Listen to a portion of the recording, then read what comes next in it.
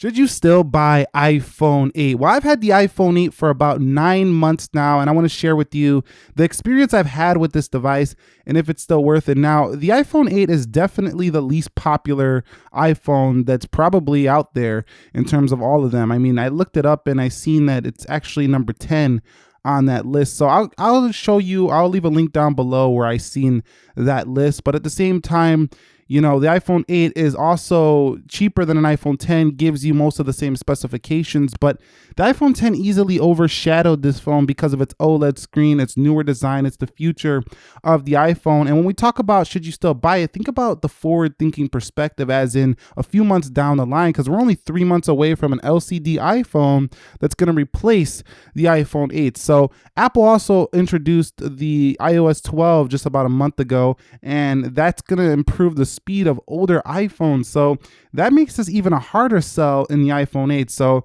this is going to be one of those iPhones that I think that is quickly forgotten in just a couple years. Unfortunately, this is not going to be your most popular device. As a matter of fact, I read all the comments and I don't have that many comments at all talking about this particular device. And that should tell you something, because we do have quite a bit of Apple users on this channel. So iPhone 8, not the most popular, but with that being said, let's talk about the key specifications and what they've been like. Now, I don't want to go too long because key specifications can be boring, but the A11 CPU inside this phone has been keeping it running very fast and efficient. That's what we expect. But the most thing I noticed about coming from like an iPhone 7 to an iPhone 8 with the A11 has been the battery life. The battery life has been significantly better in my experience on an iPhone 8 than an iPhone 7. I'm talking like an hour longer on the charge, and I think that's mostly due to that A11 CPU. Kicking around to the back, the camera has also been a nice improvement over, if you came from like a 6S,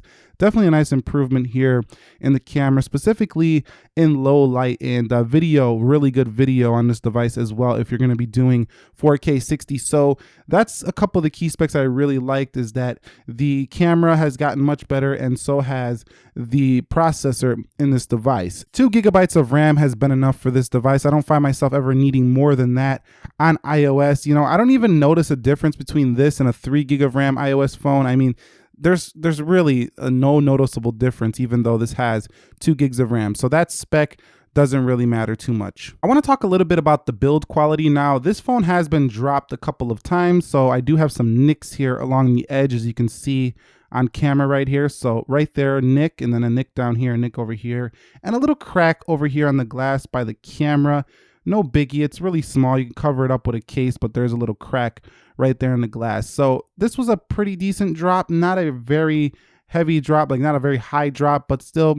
So the glass, you know, keep this thing in a case, because I got lucky with this one. If this drops again, this thing might just crack all the way down the back. So not really feeling these glass feels of 2018 when it comes to their fragility, but I do like the fact that it feels a little more premium. A little bit more on that display. The display definitely gets bright enough. LCD is one of the easier displays I found to see outdoors. OLED, some of the new ones on the Samsung phones have been pushing up the brightness, so those are pretty easy as well. But this wasn't too bad to see outdoors, and the display has good viewing angles. It kind of looks like a MacBook Retina display on the iPhone, you know, 8, like the older MacBook Retina display, like from 2015. Looks very similar to that display, but the color calibration with True Tone just a little more yellower.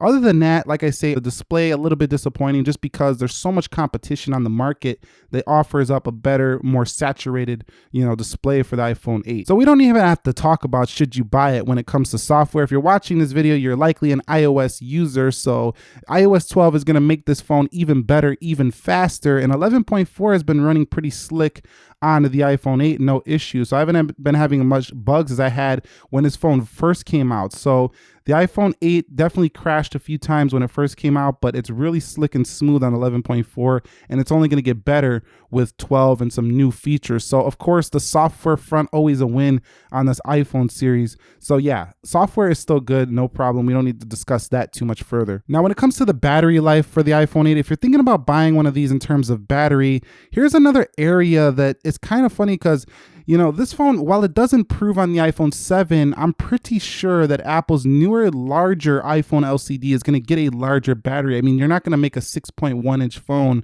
with a less efficient battery. So this, again, when they upgrade to the new LCD iPhone, this is going to be improved as well. And I think we're going to do away with, having two LCD phones. There's just going to be one this year that should replace the Plus series and this series. So while battery life on this can easily get you through a day, if you're a heavy user, you might want to stick it out and just wait for the LCD iPhone coming later this year. But battery life overall, I'm getting a solid 5 hours screen time and usage, definitely most of the day.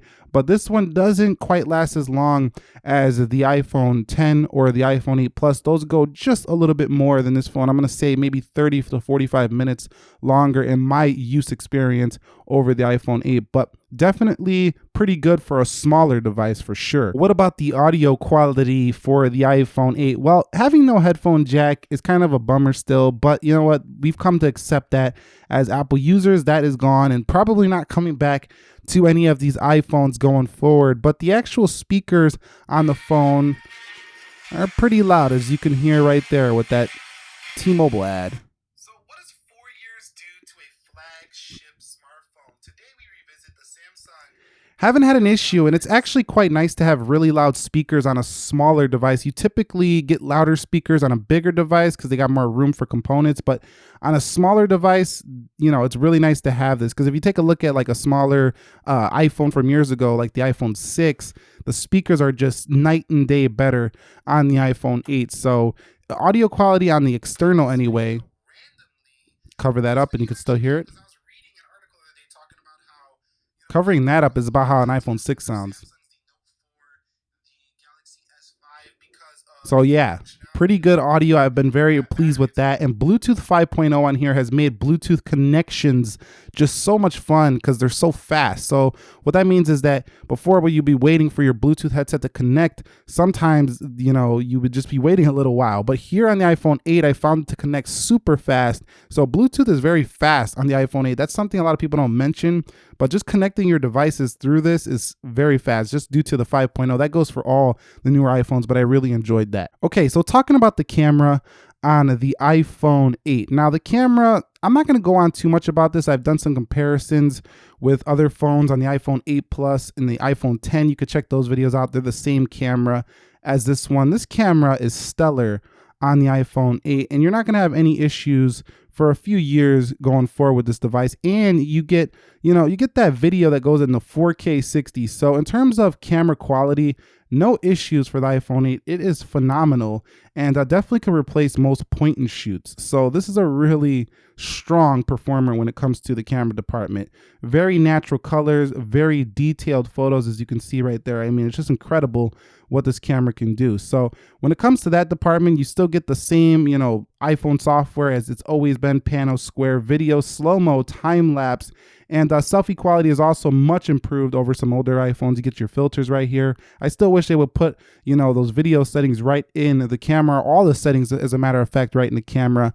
But overall, cameras are stellar on the iPhone 8, and I haven't had no issues in that regard. One area where the iPhone 8 has actually been very good is the call quality. Not many dropped calls, and pretty good speaker performance and earpiece performance. So if you're looking for a phone for good call quality, Apple has really fixed this up over the years. They had the problems with some of the older iPhones in the call quality department, but the iPhone 8 very strong here in this regard. So coming in on my closing statements for the iPhone 8, should you still buy this phone? Well, I don't think a lot of people bought this phone in the first place, but in the second place, I mean, yes, of course, they sold millions, but I'm saying the majority of people are still probably using iPhone 7 or iPhone 7 Plus, even iPhone 10 over this device, because when you walk into an Apple store and you're going to buy a $700, $800 phone, and then you see this one, why would you buy this one over this one? Now that's quite of a tricky proposition, but at the same time, we have to think about the forward or the future of Apple. In just a few months, we're going to have an LCD iPhone that's going to replace this and the iPhone 8 Plus, and then you're quickly going to feel like you're using a dated phone. So that's my main, gripe with the iPhone 8 is that even though it has the internal guts of all the newer devices of 2017, it still feels trapped in an old era of design. Like the iPhone 6, you can't tell them apart really, except for the back of them. And then you got a case on, you really can't tell them apart. But if you're looking for a phone that just gets the job done and does it well and doesn't really stand out or is not that flashy, then the iPhone 8 probably is still a good pick for you. So would you still buy an iPhone 8? Comment that down below. Did you buy one? Share your experience with the community in the comments section. And if you haven't subscribed, consider subscribing for more videos like this. Nick here helping you to master your technology. I will catch you all in the next episode. Thank you very much for watching, and peace.